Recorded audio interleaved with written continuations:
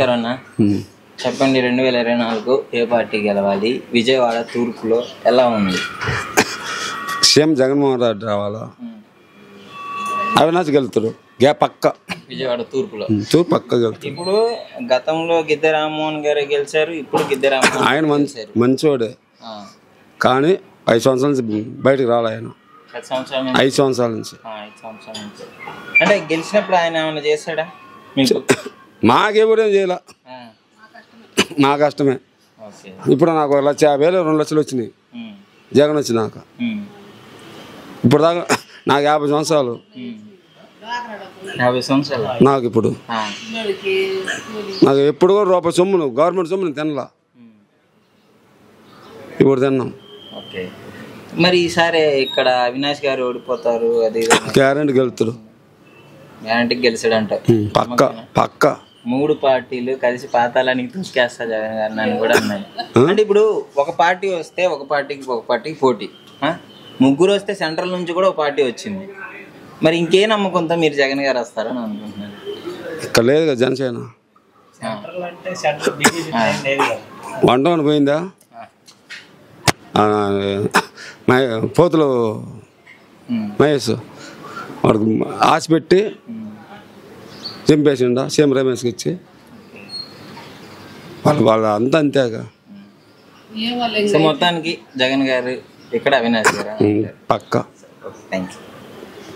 నమస్తే అన్న. విజయవాడ తూర్పులో అవినాష్ గారికి గిద్దె రామ్మోహన్ గారికి ఇద్దరు పోటీగా ఉన్నారు కదా, ఎవరు గెలిస్తే బాగుంటుంది? అవినాష్ గెలిస్తే బాగుంటుంది అనుకుంటున్నాను. ఎందుకని అవినాష్ గారు అనుకుంటున్నారు? ఎందుకంటే జగన్ పథకాలు మంచి పథకాలు చేశాడు కాబట్టి, అవినాష్ కొత్తగా వస్తున్నాడు కాబట్టి, కుర్రోడు కాబట్టి. సో ఇప్పుడు ఇన్ఛార్జిగా ఉన్నారు కదా అవినాష్ గారు, వైసీపీ ఇన్ఛార్జిగా ఉన్నారు గిద్దె రామ్మోహన్ గారు.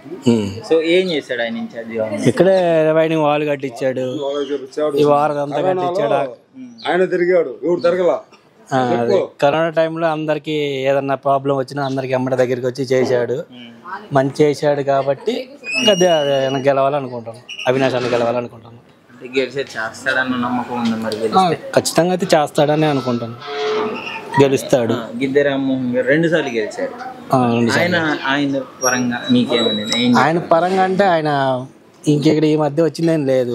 ఒకళ్ళు వస్తే ఒక పైన టీడీపీ చేసేవాడేమో కానీ ఇక్కడ లేదు చేయలేదు. ఇప్పుడు అవినాష్ చేశాడు కాబట్టి గెలవాలనుకుంటున్నాను. అదిగా కుర్రాడు కాబట్టి గెలిస్తే బాగా చేస్తాడేమో అని అనుకుంటాను.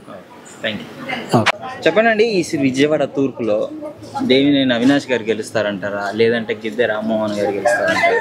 అవినాష్ గారే గెలుతారండి. ఎన్ని మంచి పనులే చేస్తున్నారు. మామూలుగా పింఛన్లు వస్తున్నాయి, బియ్యం ఉచితంగా వస్తున్నాయి. ఆయన వల్లే పర్వాలేదు.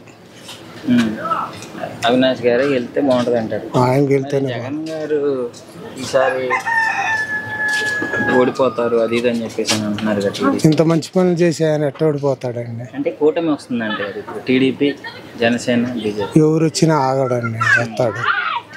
ఇక్కడ విజయవాడలో అవినాష్ గారి మీద మీకు ఎందుకు నమ్మకం? ఆయన ఎందుకు గెలవాలనుకుంటున్నారు? ఆయన ఎందుకంటే మంచి పనులు చేస్తున్నారు కాబట్టి.